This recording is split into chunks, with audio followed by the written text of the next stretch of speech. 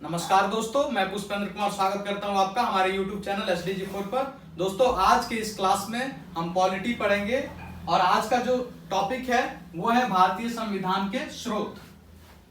बहुत ही important topic है। यहाँ से जो है सभी PCS एग्जाम में या फिर अन्य बिहार SI हो या NTPC वगैरह एग्जाम में हम लोग देखेंगे कि यहाँ से प्रश्न पूछे जाते हैं सीधे सीधे। तो आइए देखते हैं भारतीय संविधान के स्रोत। दोस्तों, भारतीय संविधान के अनेक देशी और विदेशी दोनों स्रोत हैं, लेकिन भारतीय संविधान पर सबसे अधिक प्रभाव जो है वो भारतीय शासन अधिनियम 1935 का है। तो सबसे पहला सवाल यह है कि भारतीय शासन अधिनियम 1935 का इतना प्रभाव क्यों है।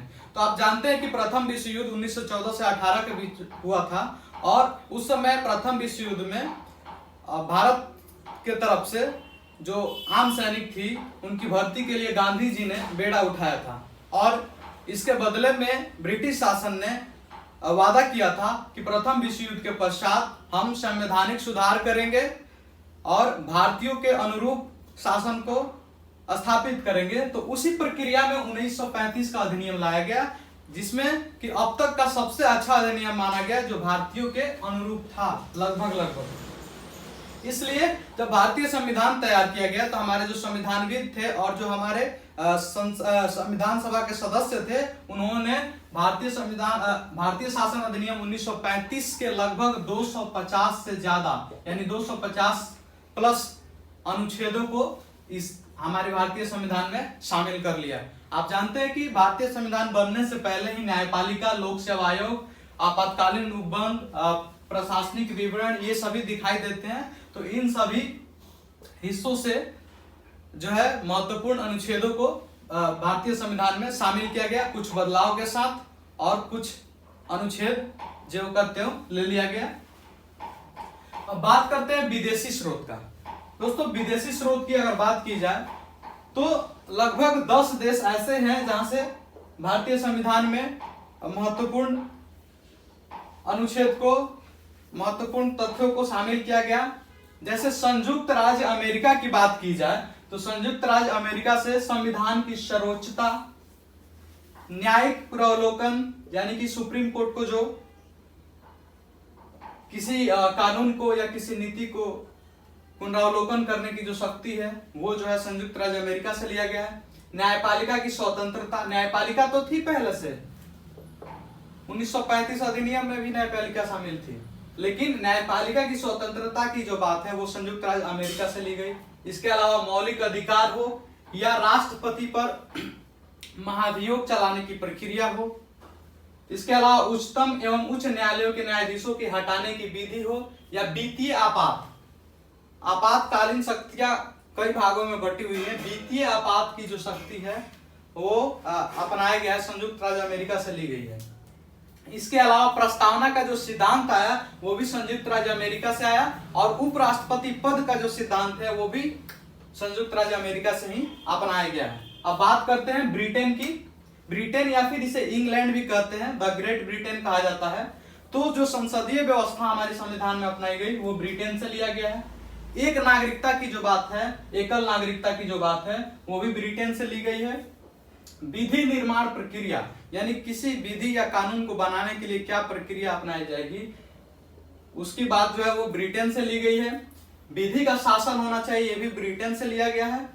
और मंत्रिमंडलीय सिद्धांत जो हमें दिखाई देता है या द्विसदनीय व्यवस्था जो दिखाई देता है वो ब्रिटेन से ली गई है। अब बात करते हैं दक्षिण अफ्रीका से। तो संविधान संशोधन का जो प्रावधान शामिल किया गया है ये दक्षिण अफ्रीका से लिया गया है। इसके अलावा राज्यसभा के सदस्यों का जो निर्वाचन होता है वो भी दक्षिण अफ्रीका से ही लिया गया है। ध्यान रखेंगे, राज्यसभा के सदस्यों का निर्वाचन की जो प्रक्रिया है वो दक्षिण अफ्रीका से लिया गया है। अब बात करते हैं ऑस्ट्रेलिया की।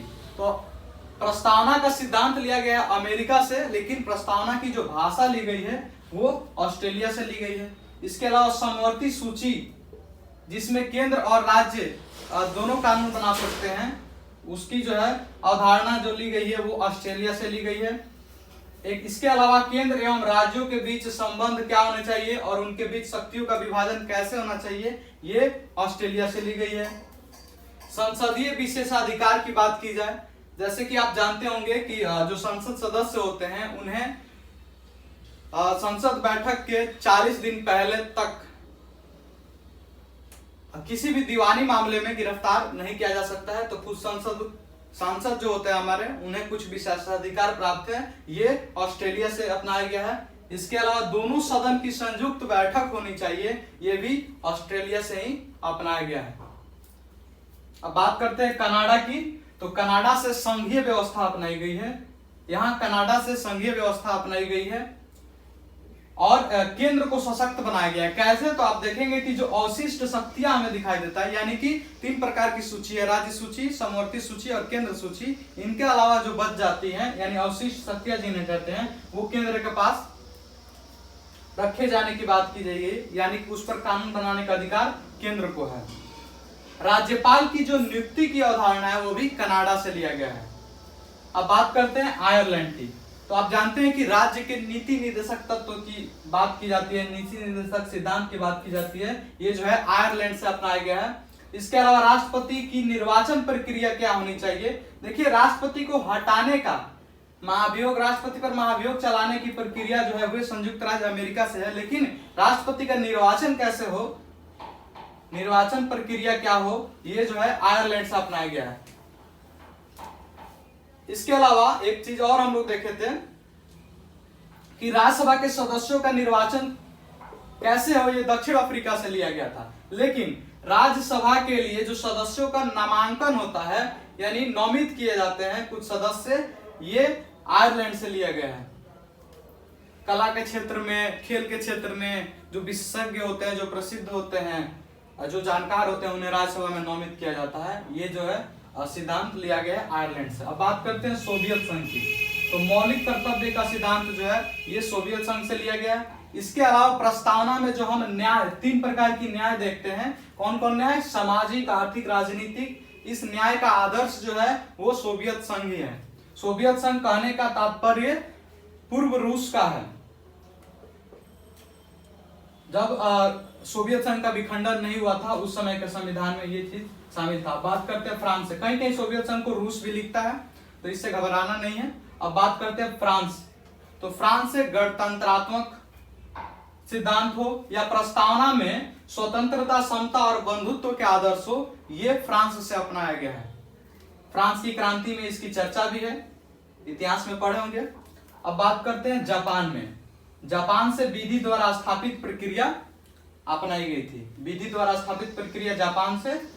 और जर्मनी का वाइमर सिद्धांत, वाइमर सिद्धांत इसलिए लिख दिए क्योंकि वाइमर एक जगह है और वहां एक संविधान जो बनाया गया था उसे वाइमर संविधान का नाम दिया गया, और उसी वाइमर संविधान से आपातकाल के समय में मूल अधिकारों का स्थगन हो जाना चाहिए, ये सिद्धांत लिया गया है।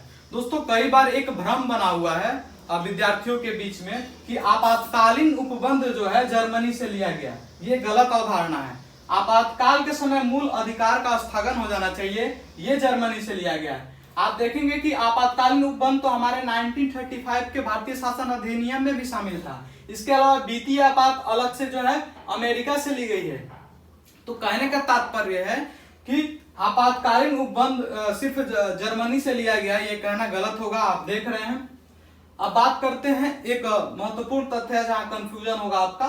एक है, 2 तथ्य यहाँ दिखाई दे रहा है। एक है विधि द्वारा निर्माण प्रक्रिया, विधि निर्माण प्रक्रिया ब्रिटेन से, विधि का शासन ब्रिटेन से, और यहाँ जापान में दिख रहा है आपको, जापान से जो लिख रहा है विधि द्वारा स्थापित प्रक्रिया।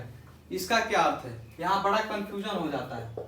क्या क्या है? विधि निर्माण प्रक्रिया, विधि का शासन और विधि द्वारा स्थापित प्रक्रिया। विधि निर्माण प्रक्रिया क्या है? यानी कि किसी भी कानून को बनाना है तो उसके लिए एक विधि है, एक प्रक्रिया है, उसके तहत कानून बनेगा, ये हो गया इसका मतलब। अब विधि का शासन होना चाहिए, यानी कोई भी कानून से ऊपर नहीं है, सबके लिए कानून समान है, ये विधि का शासन हो गया। यानी जो शासन पद्धति चलाई जाएगी वो विधि के द्वारा ही चलाई जाएगी।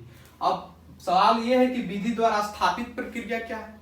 यानी कि जो कानून बनाया जा रहा है, जिस प्रक्रिया के माध्यम से बनाया जा रहा है, वो प्रक्रिया सही है या गलत है। यानी जो प्रक्रिया अपनाकर विधि के निर्माण की बात की गई है, वो प्रक्रिया अपनाई गई है या नहीं अपनाई गई है, इसके जांच की बात की गई है विधि द्वारा स्थापित प्रक्रिया में, तो ये जापान से लिया गया है। तो ये थे भारतीय संविधान के स्रोत, देशी और विदेशी। देशी में आप भारतीय शासन अधिनियम 1935 की चर्चा कर सकते हैं, और विदेशी अधिनियम में इन 10 देशों से ली गई कई महत्वपूर्ण अवधारणाओं की बात कर सकते हैं। जहां कंफ्यूजन होने थे मैंने उसे बता दिया। फिर भी अगर आपको कहीं डाउट नजर आता है तो आप कमेंट करके अपने डाउट पूछ सकते हैं। फिलहाल के लिए इतना ही, धन्यवाद।